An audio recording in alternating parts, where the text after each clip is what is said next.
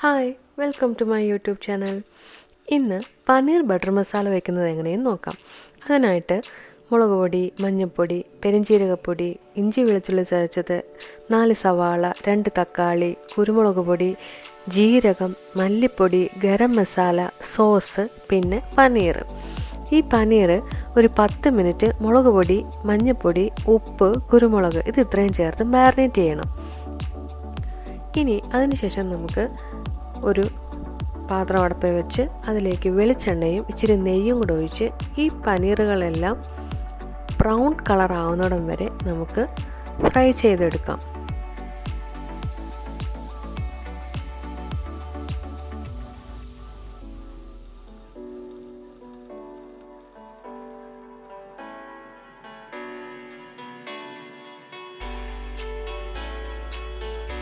ഒരു വശം മുരിഞ്ഞു വരുമ്പോൾ പതുക്കെ അടുത്ത വശം നമുക്ക് മുരിയാൻ വേണ്ടി തിരിച്ചിട്ട് കൊടുക്കാം.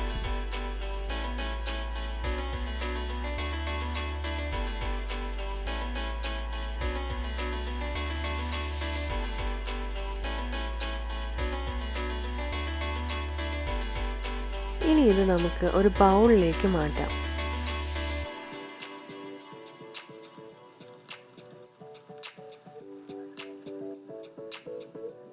പനീർ കറി ഉണ്ടാക്കുന്നതിന് വേണ്ടി ഇത്ര എണ്ണ മാത്രമേ ഉപയോഗിക്കുന്നുള്ളൂ. പനീർ കറി വെക്കുന്നതിന് വേണ്ടി ഒരു വലിയ ചീനിച്ചട്ടി എടുത്ത് അതിലേക്ക് നമുക്ക് ഈ എണ്ണ മാറ്റേണ്ടതായിട്ടുണ്ട്. അതിലേക്ക് ഇച്ചിരി ജീരകവും ചേർത്ത് പിന്നെ അരിഞ്ഞു വെച്ചിരിക്കുന്ന സവാളയും ഒരു ഇച്ചിരി ഉപ്പും കൂടെ ചേർത്ത് നന്നായിട്ട് വഴറ്റിയെടുക്കാം.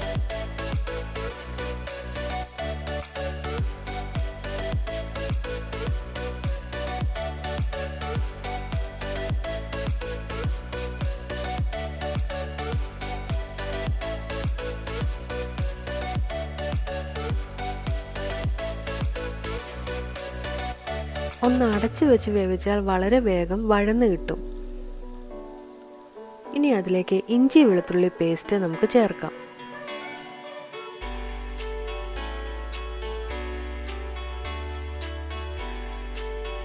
ഇതെല്ലാം കൂടി വഴന്ന് വരുമ്പോൾ 2 തക്കാളിയിലെ 1 തക്കാളി നമുക്കിതിലേക്ക് ചേർക്കാം.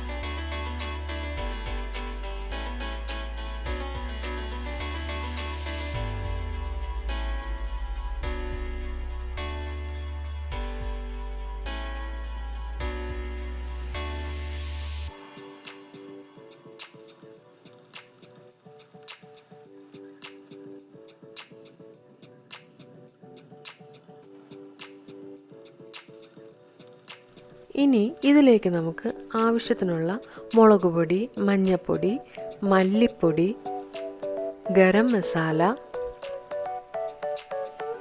പെരുംജീരകപ്പൊടി, കുരുമുളക് പൊടി ഇത് ഇത്രയും കൂടെ ചേർത്ത് നന്നായിട്ട് വഴറ്റാം. ഇതിൻ്റെ കൂടെ തന്നെ നമ്മൾ തക്കാളിയുടെ ബാക്കിയും കൂടെ ചേർത്ത് നന്നായിട്ട് ഇളക്കി യോജിപ്പിച്ച് എടുക്കാം.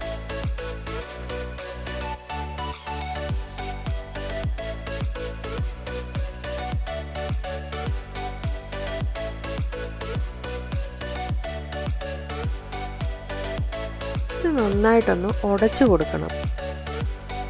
നന്നായിട്ട് ഉടച്ച് നന്നായിട്ട് ഇളക്കിയതിന് ശേഷം അതിലേക്ക് ഒരു ഇച്ചിരി വെള്ളവും കൂടെ ചേർത്ത് ഇത് നന്നായിട്ട് തിളച്ച് വരുന്നിടം വരെ നമുക്ക് വെയിറ്റ് ചെയ്യാം.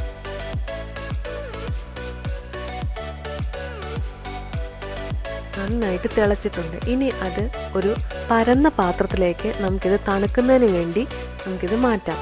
ഇനി ഇത് മിക്സിയിൽ നന്നായിട്ട് ഫൈനായിട്ട് അരച്ചെടുക്കണം.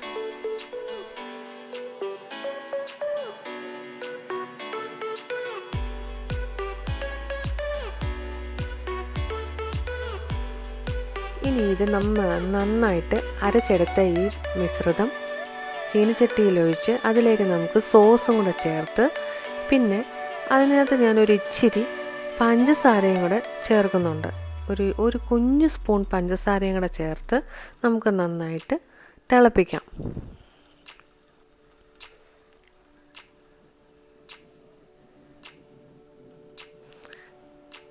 തിളച്ച് വരുമ്പോൾ അതിലേക്ക് നമ്മൾ ഫ്രൈ ചെയ്ത് വെച്ചിരിക്കുന്ന പനീറും പിന്നെ ഒരു ചെറിയ കഷ്ണം ബട്ടറും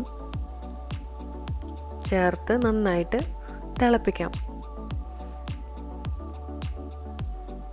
മല്ലിയില ഉണ്ടെങ്കിൽ മല്ലിയിലയും കസൂരി മേത്തി ഉണ്ടെങ്കിൽ കസൂരി മേത്തിയും ഒക്കെ ചേർക്കുന്നത് വളരെ നല്ലതാണ്. എൻ്റെ കയ്യിൽ ഇച്ചിരി കസൂരി മേത്തി ഉണ്ടായിരുന്നുകൊണ്ട് ഞാനത് ചേർത്തു. ഫ്രഷ് ക്രീമാണ് എല്ലാവരും പനീർ കറിക്ക് ഉപയോഗിക്കുന്നത്. ഞാൻ ഇവിടെ ചേർക്കുന്നത് തേങ്ങാപ്പാലാണ്. ഇനി ഒരു കുഞ്ഞു ഡെക്കറേഷനൊക്കെ കൊടുത്ത് നമുക്കത് സെർവ് ചെയ്യാം. ഈ റെസിപ്പി ഇഷ്ടപ്പെട്ടെങ്കിൽ എല്ലാവരും ട്രൈ ചെയ്യുമല്ലോ അല്ലേ? എൻ്റെ ചാനൽ സബ്സ്ക്രൈബ് ചെയ്യാൻ മറക്കല്ലേ. സൈഡിൽ കാണുന്ന ബെൽ ബട്ടൺ പ്രസ് ചെയ്ത് ഓൾ എന്ന് കൊടുത്താൽ ഞാൻ അപ്ലോഡ് ചെയ്യുന്ന എല്ലാ വീഡിയോസും നിങ്ങൾക്ക് കാണാൻ പറ്റും. ലൈക്ക് ചെയ്യാനും ഷെയർ ചെയ്യാനും കമൻറ്റ് ചെയ്യാനും ഒന്നും മറക്കരുതേ.